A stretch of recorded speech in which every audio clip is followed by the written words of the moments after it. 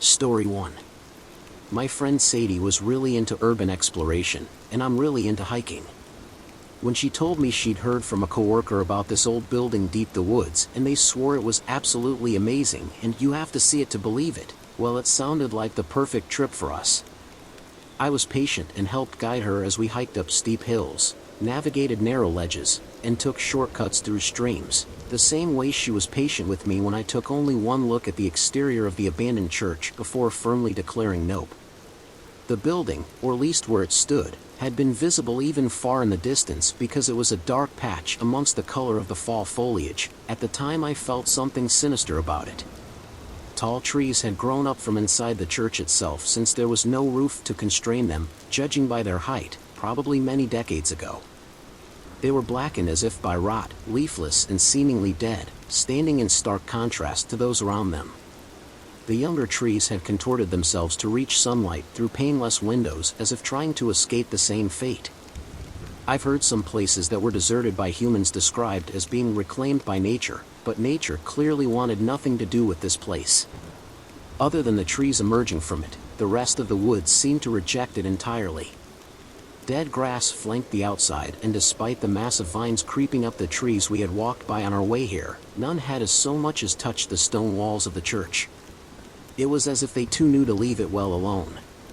From the moment I saw the exterior I had second thoughts, but Sadie wasn't even remotely dissuaded. She only managed to convince me to go in after I pointed out what looked to be the bones of a small animal near the bottom of rotting wooden stairs, and she'd lightly said, "I'd hate to be outside with whatever did that." Even then, I had stared up at the building for long after she had entered debating, before I worked up the nerve to actually go inside. From the moment I passed the threshold, I felt a chill, despite my coat having been too warm on me just moments before. The smell of damp leaves and soil mixed with decay hit me as I walked in and was almost unbearable. Something crunched hard under my boot that had been hidden under the leaves. More small and brittle bones. From the look of it, I thought I could see bits of larger ones tucked away, swept under pews. The ill-looking trees had grown up and around the rotting remains of wooden pews, which had forced them into perfectly spaced parallel rows. It made me uneasy, made the scene all the more disorienting. I hovered near the entry, afraid to stray too far from the light seeping in through the door. Despite no roof to block it out, far too little sunlight made it into the building for my liking. I walked around and observed the splintered pews, some with faded and warped hymnals lying open and waterlogged from the recent rain, and was surprised that the once beautiful books were simply left there to ruin. It almost looked as if everyone had walked out during what was to be the church's final service, and never returned. I didn't want to be alone and called out for Sadie. The sound of dead branches breaking underfoot greeted me off to the side, so I began to head towards that direction until I heard her voice call out to me from straight ahead.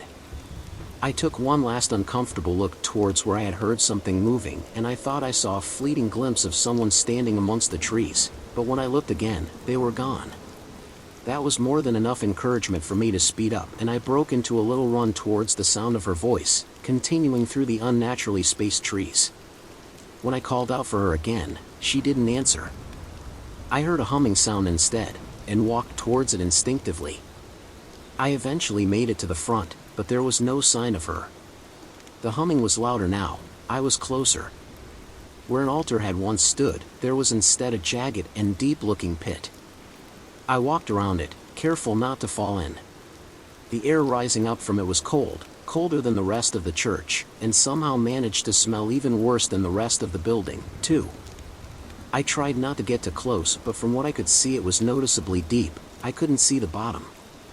I realized that the humming I had heard was the sound of an endless swarm of files, circling around and coming from within the deep hole itself, more than I had ever seen at one time before. I froze when I spotted her glasses on the ground several feet away. One thick lens had popped out, and the other was deeply cracked beyond repair. "Sadie?" I shouted, panicked. For a long moment the buzzing of flies was the only response, so when she finally spoke, I nearly jumped. "I'm here. We're all here. We never left." She whispered behind me, her voice echoed, sounded hoarse as if with disuse.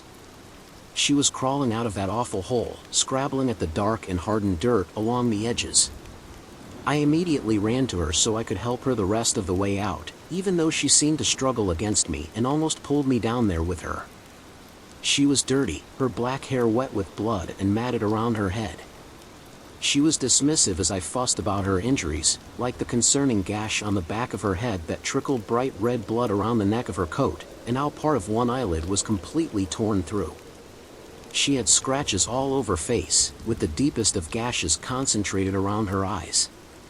I tried handing her what remained of her glasses, knowing how nearsighted she was and hoping the once lens I was able to sort of put back in would help, but she pushed them away. "Oh, I don't need those to see anymore," she giggled. "What was down there?" I whispered. "I can show you," she replied with a smile. "I didn't want to see it at first, but they helped me."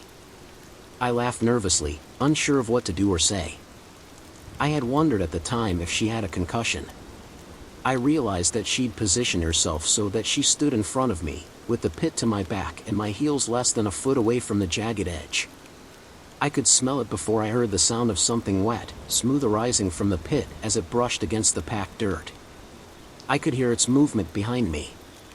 "Iris, please. Look," she pleaded, while the blood from her cuts and eyelid dripped down her face.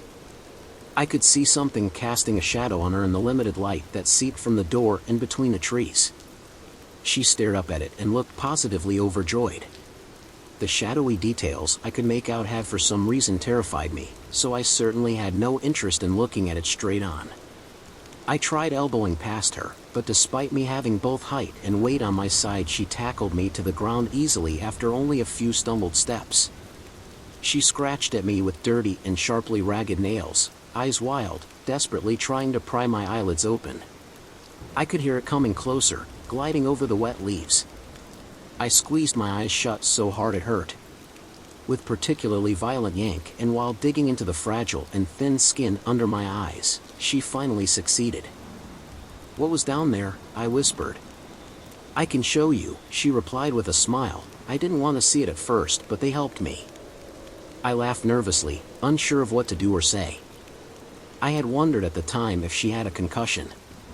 I realized that she'd positioned herself so that she stood in front of me, with the pit to my back and my heels less than a foot away from the jagged edge. I could smell it before I heard the sound of something wet, smooth arising from the pit as it brushed against the packed dirt. I could hear its movement behind me. "Iris, please. Look," she pleaded, while the blood from her cuts and eyelid dripped down her face. I could see something casting a shadow on her in the limited light that seeped from the door and between the trees. She stared up at it and looked positively overjoyed. The shadowy details I could make out had for some reason terrified me, so I certainly had no interest in looking at it straight on.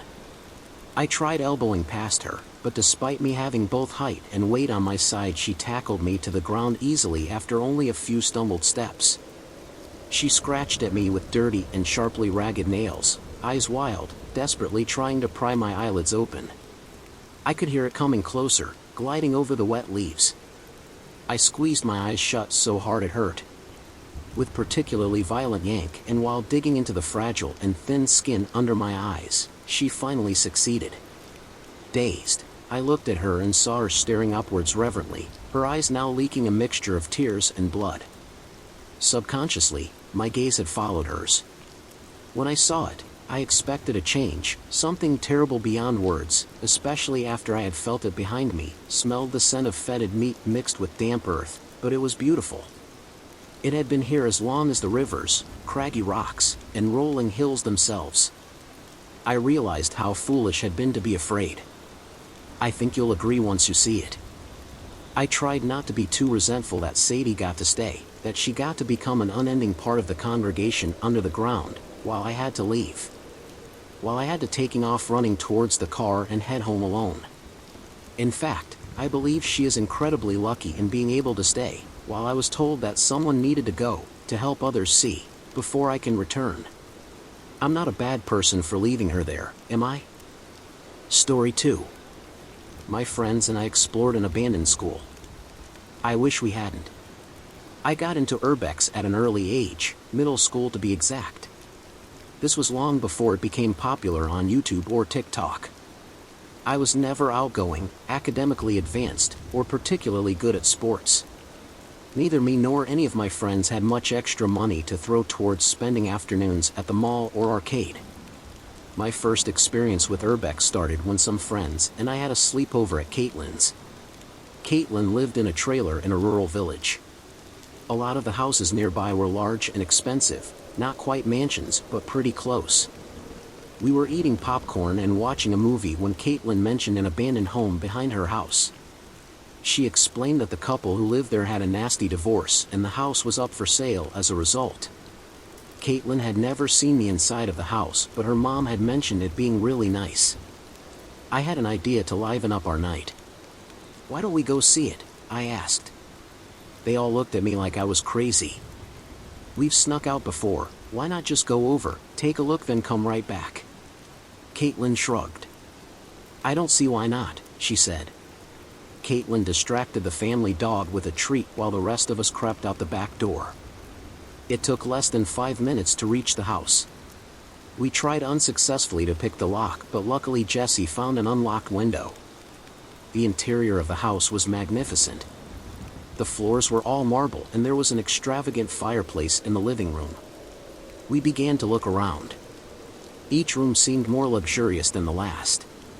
One of the more notable spaces was a hot tub oddly placed at the landing of the stairs in the front room. After an hour or so of exploring, we headed back to Caitlin's. Luckily we got back in without waking her parents. Since that night, urbex has been my passion. Caitlin and I explored many abandoned places together. Our selection of locations to explore expanded over the years as our curfew got later and we got our licenses. Although Caitlin was adventurous, there was still one destination she avoided. Oak River School was one of the most insidious yet least known scandals in my hometown. It seemed to be a typical high school. It boasted average academic scores and a great football team. But below the surface, something wasn't right. A record number of graduates from Oak River were diagnosed with cancer, particularly leukemia. Some were diagnosed only a few years after graduation and others not until decades later. The school was abruptly closed and students were sent to temporary sites to continue classes while a new school was quickly rebuilt several miles away from the old one. Eventually the truth came out. The soil Oak River High was built on was used as a dumping ground for nuclear waste in the 1940s. The cancer rates weren't a coincidence. The old Oak River was never torn down. My aunt, Cora, was one of the many unfortunate alumni who developed leukemia. She passed away when I was 17. She was the stereotypical cool aunt who let me watch R-rated movies and served me Pepsi in a wine glass whenever I visited. More than that, Cora was the only one in my family I could truly be myself around. From holding me as I cried when I wrecked my bike at 6 years old to helping me through my first breakup at 15, I could always count on her. Losing Cora was the worst experience of my life. I'd always wanted to explore Oak River, but for some reason her death made me fixate on it even more. I had to see what it looked like, the radioactive school frozen in time. I felt like if I walked through the same hallways or stepped into the classroom where Cora had been so many years before, she would be there with me. Of course I was smart enough to realize this was just a morbid fascination from grief and that nothing would change once I left. But I still couldn't let go of the thought of going to Oak River. "Come on," Jess agreed to go and she's bringing all her photography equipment, I begged Caitlin during our phone call. "No," she responded. "You know that's the one place I won't go." I accepted her answer and called Jess to let her know we would be going without Caitlin. We met at the back entrance of Oak River at 8 that night. The school wasn't as hard to break into as I expected, and we quickly found ourselves in the hallway. Some old trophies and medals were still on display behind the dusty glass. Why didn't they take those? I wondered out loud. They're probably all covered in radioactive dust, Jess laughed. Ron, Jess's boyfriend, met us shortly after we found our way in. He's into paranormal investigation and wanted to try out some of his equipment as the school was rumored to be haunted. They proceeded to the gym and were messing with the EMF sensor for a while, so I decided to look around on my own. the first few classrooms I looked at weren't as bare as I expected. They still had posters on the wall and other equipment out. I found a globe and spun it, instantly regretting my decision as dust flew into the air. Luckily we had worn masks and gloves to try to limit our exposure as much as possible. I heard a rustling noise. I turned around to see where it was coming from. Next to the boarded-up window, I noticed a mostly wilted potted plant. But the plant wasn't dead. It was moving. Very subtle movements. I had to do a double take to be sure of what I saw. "What the hell?" I whispered. The only way I can describe the movement is almost a sort of twitching. I got out my phone to record and picked up a ruler to poke it.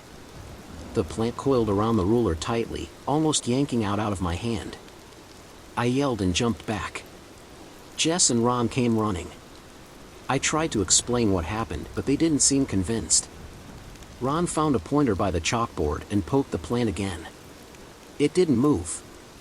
I stammered, trying to explain what happened. Jess and Ron exchanged glances. "Maybe you shouldn't be walking around here alone," suggested Jess. Ron nodded. "Let's all just stay together," he suggested. I reluctantly agreed. We took a look in a few other classrooms. Jess photographed each as we went along. Eventually we made our way into the cafeteria. We found some old trays, glasses, and even unopened cans of food. As we ventured further into the kitchen, Ron halted, almost causing Jess to run into him. "Why'd you do that?" she snapped. "Shoo, listen," whispered Ron. Through the silence I could hear a faint chewing noise. It continued for a few minutes, then came the clang of a can hitting the ground. A light rustling followed. We stood there, frozen. Ron involuntarily coughed. A figure emerged from the darkness. Jess turned the flashlight to it. It definitely wasn't an animal, but it also couldn't be human. It stood on two legs, was almost 7 feet tall, emaciated, with yellow-tinged skin speckled with red boils that looked like they were about to pop. The figure let out a groan that sounded equal parts terrified and angry. Jess screamed, dropping her flashlight. Ron and Jess took off in one direction while I ran in another. I ducked into a janitor's closet. I tried to quiet my breathing as much as possible, even taking off my mask, trying to catch my breath. I sat against the wall, head in my hands, trying to stave off a panic attack. I looked around the closet a bit, seeing if there was anything I could use for self-defense. All I found was an old broom. I stayed quiet for a while, then hesitantly stepped out of the closet when I was convinced the creature was nowhere close. I began looking for Jess and Ron. I tried calling Jess, but my phone had no service. I heard labored breathing and trudging down the hallway. Damn it, I thought. I noticed a door on my left. It was glass, but was fogged up to the point where I couldn't see through it. The hallway was a dead end and I could hear the figure getting closer. I opened the glass door and stepped into the room. The air was thick and humid. I struggled to keep from coughing. I put the broom through the door handles to barricade myself in. I hoped the figure would pass me by, but then I heard a pounding at the door. I wasn't sure how much force it would take to break the old glass, and I had no interest in finding out. I panned the room with my flashlight, looking for another way out. My flashlight passed over a dark, reflective abyss. This was the old pool. The walls were covered in a mixture of black and green molds. I remembered Cora had mentioned being on the swim team years before. There was a door on the other side of the room. I began making my way to the other side, but quickly realized my way was blocked by some overturned bleachers. I tried lifting them up, but it was no use. "Harper," Jesse yelled from the door on the other side of the room. Noticing the predicament I was in, Jesse and Ron attempted to move the bleachers, but weren't able to either. At this point, the glass door was splintering from the humanoid monster pounding on it. "You know how to swim, right?" asked Ron. I nodded. "Are you crazy?" screamed Jesse. "She can't swim through that radioactive bullshit." I'd already accepted my fate of having to wade through this disgusting abandoned pool and tried to reassure her I'd be fine. I found a piece of wood to set my backpack on, trying to keep it as dry as possible. I stepped into the cold, dark water. The water felt thicker than I expected. It was like moving through jello. The smell was a repulsive combination of decay and metallic. I swam as fast as possible. I'd almost reached the edge when the water began rippling. My right leg stopped moving. It was caught on something. Jesse and Ron noticed my struggle. Ron jumped into the water and tried to pull me forward. He shined a flashlight through the dark waters, revealing a labyrinth of dark green limbs. "What the hell?" Ron whispered. The water began to move rapidly. I felt the slimy substance tighten around my leg and screamed. Ron began thrashing around, cursing and yelling. I frantically grabbed for my backpack, retrieving my pocket knife out of the front pocket. I took a deep breath, went underwater and hacked at the slimy substance trapping my leg. It began to twitch as the grip loosened and I got myself free. Jesse was pulling Ron out of the water on the other side, crying frantically. Something most people don't know about Jessie was that she had an extreme fear of water and couldn't swim.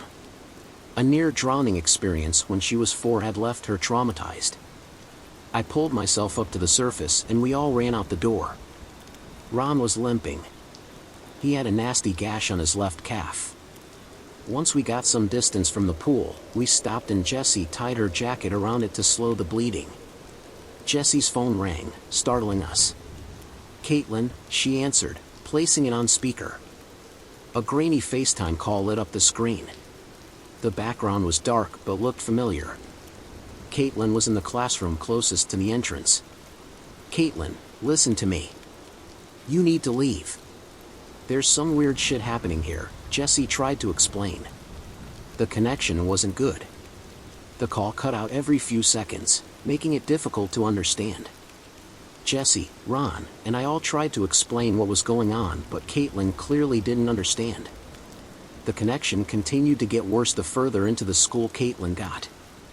Eventually the call dropped completely and none of us were able to dial back out. "Jesse, you and Ron get out and go find some help. I'll find Caitlin and meet you guys on the other side." Ron tried to protest. Luckily, Jesse was able to convince him that the bleeding was too serious to continue. As we parted ways, Jesse and I agreed that if Caitlin and I weren't safely out in 15 minutes she would call for help. "Caitlin," I called out as I reached the front of the building. "Help," I heard her yell frantically. I ran towards the sound and saw her. We sprinted towards each other, but she tripped over something in the process. A figure donning an archaic gas mask emerged behind her, grabbing her ankles and dragging her away. "No!" I yelled. I tried to run towards the assailant, but someone grabbed me from behind. As I tried to fight my way out I flailed, slamming my head into the wall. I felt dizzy and everything went dark. I saw light. I knew what people always said about going into the light. Was this death? "She's awake," I heard. A paramedic was kneeling over me. I jumped. As I regained consciousness, I started stammering. What's going on? Where's Caitlin?" The EMT tried to calm me. My mom and Jesse were nearby. My head hurt a lot and my arms and legs were bruised. I was transported to the hospital. That night, the only answer I could get as far as Caitlin's whereabouts was that they were looking for her. The next day, I was informed by police that Caitlin's body was found in the school. The stairs had collapsed, crushing her. I tried to tell police about the man in the gas mask, but they clearly didn't believe me. They pretty much nodded, then had a social worker follow up with me with information on trauma counseling. What bothers me the most is I'm not even sure Jess and Ron believe me. Something sinister is still happening in that school. I'm going back. River Oak won't take anyone else from me. Story 3. We found a bunker hidden deep in the woods. It wasn't abandoned. My friends and I used to wander into the dark woods at night, wielding little more than our flashlights and overactive imaginations. It was the surge of adrenaline we needed, gained from harmless, non-existent horror. Lucky for us, there was a forest bordering our neighborhood. It was full of ancient trees that creaked in the wind. Our parents had often warned us about entering the woods, claiming the trees would fall due to the weakest gust of wind.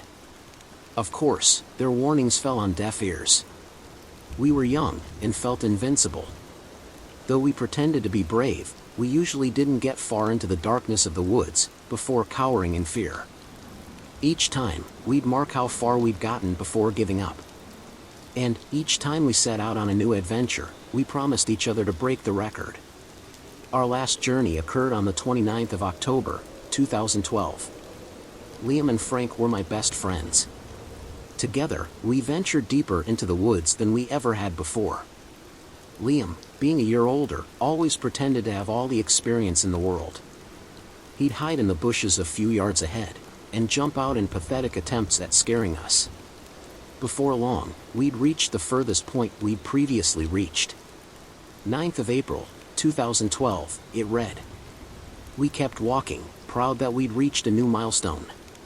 Shortly after, we noticed something in the darkness, contrasting starkly to the trees around it. "Hey, what's that?" Liam asked. "I don't know, let's check it out," I basically yelled in response. As we got closer, we realized it was an old bunker. While it was a cool discovery, it wasn't that uncommon in our country. There were still thousands of concrete bunkers remaining after World War II. Still, we were excited to explore our new findings. Inside, it was rid of any equipment.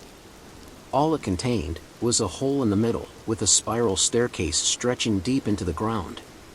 "Let's climb down," Liam suggested. I don't know," Frank stuttered. "It doesn't seem like a good idea. The stairs might break and trap us inside." "You're just scared, admit it," Liam teased back. Not willing to admit our nervousness, Frank and I agreed to follow him down the stairs. The stairs themselves were made from metal. Though they felt solid enough, they produced loud, echoing sounds with each step down towards the bottom. After a minute without the end in sight, I started to get scared. "How deep down does this go?" I asked. In response, Liam took Frank's flashlight and dropped it down the middle of the staircase. It fell deep into the darkness. "Holy crap, I can't even see it anymore. We need to go back." "It's too far down," Frank said nervously.